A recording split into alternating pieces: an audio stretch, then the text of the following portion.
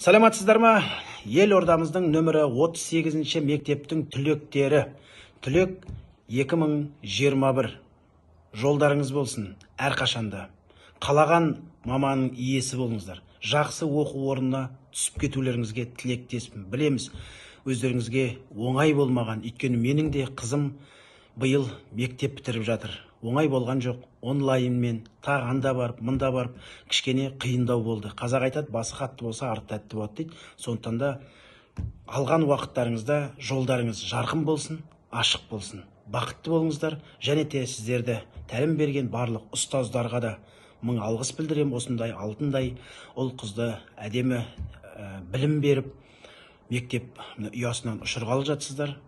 Сіздерге де бақыт тілеймін. Аман болыңыздар. Және де ата-аналарына ұл қыздарыңыз аман болсын. Ең басы денсаулықтар мықты болсын. Осы індеттен ауырмай аман есен өтейік. Болашақ жарқын болсын.